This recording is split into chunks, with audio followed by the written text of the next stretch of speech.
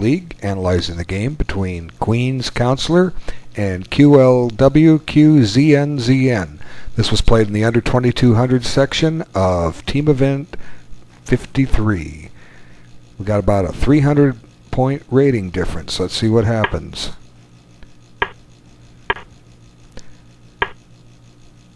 Okay, so far, Fairy Book. Let's got a little lag here. That happens. Okay, in a King's Indian defense, which variation are we going to go into? Well, White picked E3, and fundamentally there's nothing wrong with it, but it is a little slow, a little passive. Usually the pawn will go to E4. So Black shouldn't have anything to fear with this. Just keep playing and be satisfied with an equal game and then see what happens. Okay, so D6 is logical because that's the theme that Black plays. Well, he could have gone for D5, I suppose, played it maybe Gruenfeld style. Okay, but anyway, it's another story. Both sides just continue their development, and Black is playing thematic moves that Black would do in the King's Indian.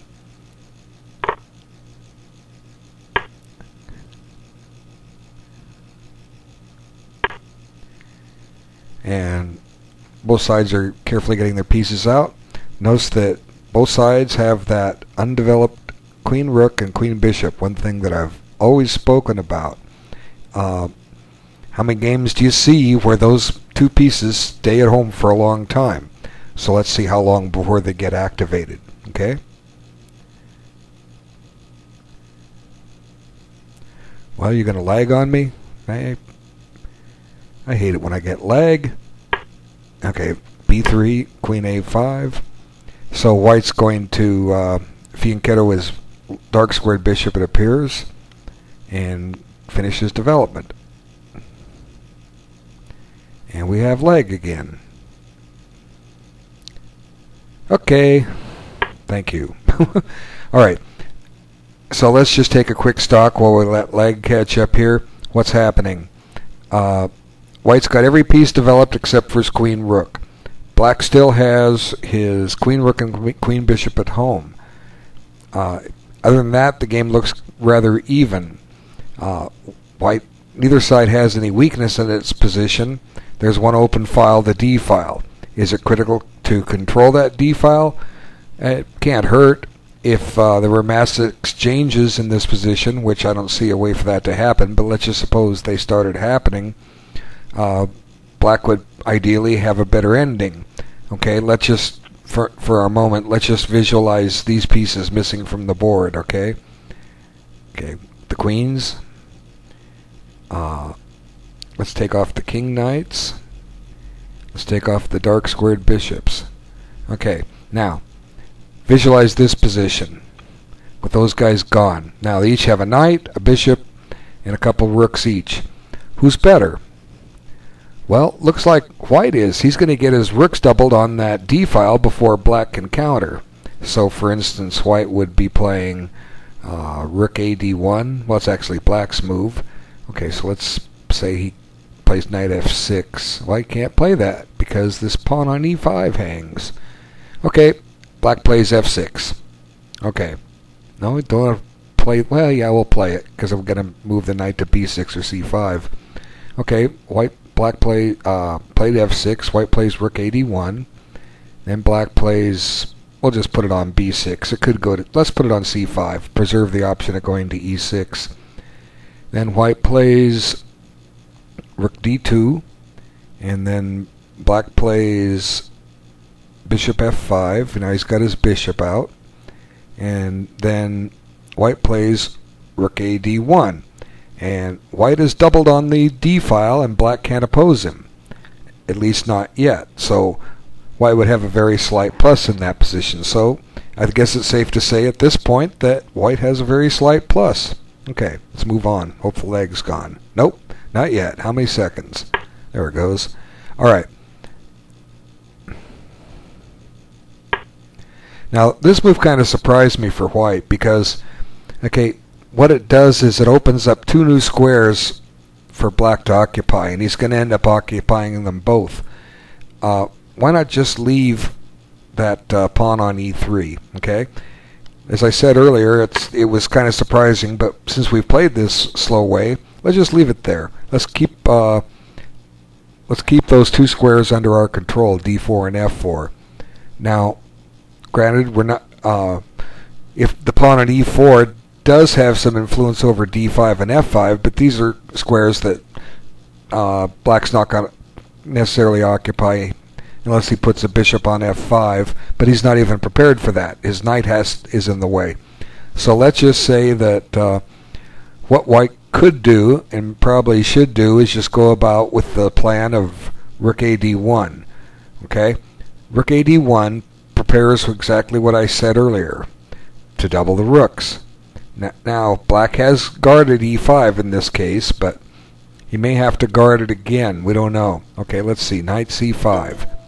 If white decides to move this knight on c3, the pawn will come under attack, and black may have to retreat with something like queen c7, or redeploy the knight on f6 so that the bishop guards it, but suddenly black's defending. So anyway, rook a d1, knight c5, rook d2.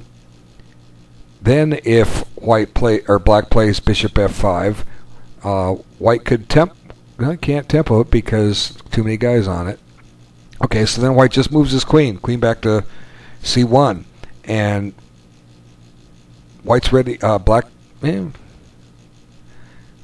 Maybe black's okay here. Maybe he can get out of this because the presence of the queen, it controls d8, a square that we want to get a rook to oppose on the open file. So let's look at that one more time.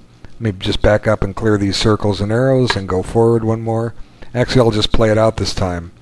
Okay, come on, go forward. There we go. Okay, rook a d1, and what was I saying? Knight c5. Now rook d2 and bishop f5. Now we're on the queen, so the queen's got to. We can't play e4 here because it's hanging, so queen c1, and then voila, black gets on the d file. And so amazingly, black has some resources here. If with that bishop on f5, I'll be darned. Okay, so let's back up and try and find another move, because I just don't like e4. But rook a d1 just seems to make sense. Well, one thing white played later was a3. Let's consider a3 here, since white has a lead in development. Well, that stops knight c5 because of b4, right? Okay, so black will have less control over e4 here, and if he plays knight b6, then suddenly the queen may not have a retreat. It could get in trouble here in a hurry. For instance, knight b6, b4, where are you going to put the queen? You got this open square, and black's just asking for trouble here. c5 doesn't quite work. Well, maybe it does. We get some pins on that knight. c5, knight c4, knight d2, bishop e6, and then white moves the knight, and looks like unless black has a tactic, white's going to win that knight. So a3 might have been a perfectly logical move instead of e4. But he played e4, and we have to go with that. Okay, so now black goes ahead and does knight c5. The only difference now is he doesn't have the bishop f5 move. Now black goes ahead, or white goes ahead with the plan a3, but the knight's already on c5, and black has a chance to avoid this difficulty. We could have kept him out of there altogether. So black just simply redeploys his knight. Now he's eyeballing these two squares that I said he had that white yielded. Okay, so rook d1 and knight h5 makes sense. He's going to stick that knight on h5 into f4 instead. Okay, so let's carry on. b4, little space, and here we are at move 15, and I'll be darned, there they are, still sitting there at home, rook and bishop. Black is giving odds of a rook and a bishop. But then again, is white really doing all that well here? He doesn't really have any squares under control in the black camp. I can't see a single one. There's some indirect pressure on e5, but it's well defended. White's on the open file. Maybe what he needs to do is play rook d2 and rook d1. I don't know. But white's not worse here. It's just that black has a couple squares that he can maneuver in and then catch up in development. Okay, so bishop d3 just seems to be a waste. Why move it? Just play rook d2, and well, I don't know. Black could do some nuisance value with bishop h6, perhaps. Yeah, black's okay here. See, I think some of this is because the white position isn't all that imposing. He's got a lead in development, but he can't really do anything with it.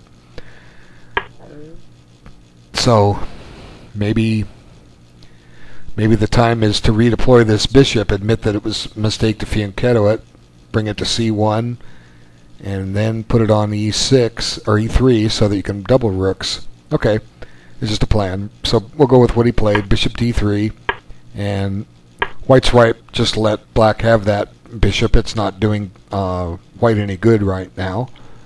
So, and black's wise not to take it. And then he drops his other knight into f4. And this is an interesting move. It seizes the square d6, although it's not entirely clear how white's going to take advantage of that. It's going to be ideal to get a knight there, but it's going to take a while. 3 moves, knight d2, which you can't do right now because the bishop will hang, but then knight c4 and e6, and what other way is there to get there? Knight to e1 to d3, move the bishop on b2 so you can get the knight to b2 and then bring it into c4. That's long and time consuming. Anyway, black just continues. And I don't know if it's wise to just kick that bishop. If he's going to trade it, which he did, why not just try and prepare something here? But anyway, ooh, interesting. Now white can't play g4 because knight takes h3 check, followed by bishop takes g4. Okay, so bishop c1. Now he finally plays an idea that I suggested. And now black figures it's time to do this, to take, because the threat was to take on, well, no, they can take en passant. Let's see. White's not really threatening bishop takes f4 and g4 because black can defend by en passant. So why did black take on f3? I don't know. I was looking at this earlier and didn't know then either. I was hoping I would figure it out. Well, anyway,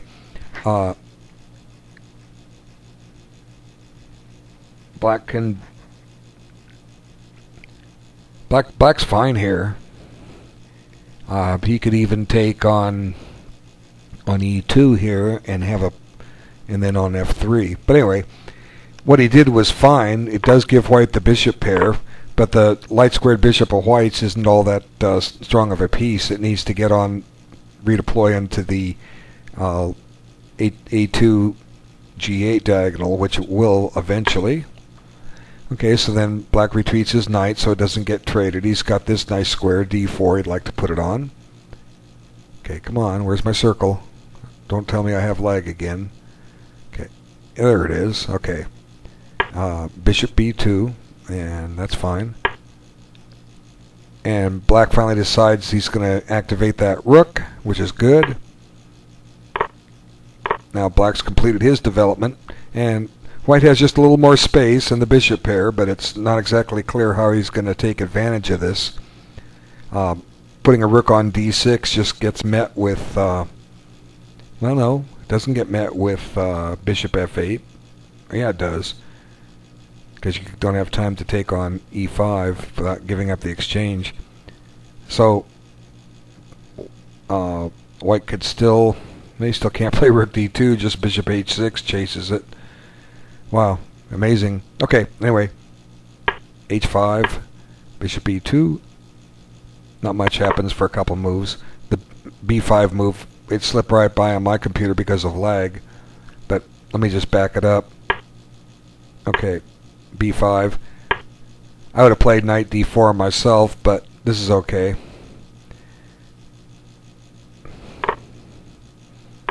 And the game's starting to look kind of drawish as the pawns disappear, but white has the bishop pair. Both sides have weak queenside pawns now. And I think White's wise to take this. But here White missed a reasonable move. Somebody was suggesting it in the game chat, and that move is e5. I should have made a quiz out of it. See, the point is, it's threatening queen takes g6. That's the point of it. It also shuts off the diagonal of the dark square bishop of blacks, and maybe White can get away with f4 and not fear the discovered check of d3, because you have queen f2, and then the d3 pawn is weak. But this seems to put some pressure on Black. How's he going to handle this? He's got to probably move the king. That's the only really way that you can guard g6. And king f8 just seems to expose the king a little bit to some yet unseen danger. So king f8. What about e6? Asking for to trade pawns. See, f takes e6, and then queen takes g6, and then the e6 pawn is weak. Where's my arrows? Boy, this lag is bad. Watch, I'll put the mouse over here and we'll wonder when the arrows show up. Okay, so White seems to have some reasonable play here. I'm going to try putting a circle on the queen, see if... Oh, where's my... Don't even get the circle on the queen. Okay, I'm going to circle everything Black owns. When's this stuff going to show up? Oh, man, this lag is bad. Okay. I might have to redo... There it is. Look, all that popped up. Boom. Okay. So e5, it's unfortunate White missed it. It certainly would have put some pressure on Black, and White shouldn't lose this if he plays that move. But the chess gods weren't with White, and he found a different continuation, and he attacks f7, and Black guards it. And I guess it's just a plain mistake coming up here. You'll see it. If the lag will come... Okay, not this move, but one more. Okay, White gave up a pawn, and I'm not sure what White was thinking, why he gave up the pawn. He must have thought he had some kind of a combination. I don't know what he saw, but White played bishop takes f7 check. I was quite surprised by that move. I just didn't understand it, and I don't think anyone can understand it, because f7 is covered by the rook on a7. Maybe White had some hallucination where he was going to do that if Black took a rook on a1, because then he can take that pawn with check and then recapture the rook, you know, seeing bishop takes f7 check as his Zwischenzug. I don't know. That's about the best explanation I can think of. But Black just took the bishop, and White really has no compensation for it and chose to resign. It was a good game, actually.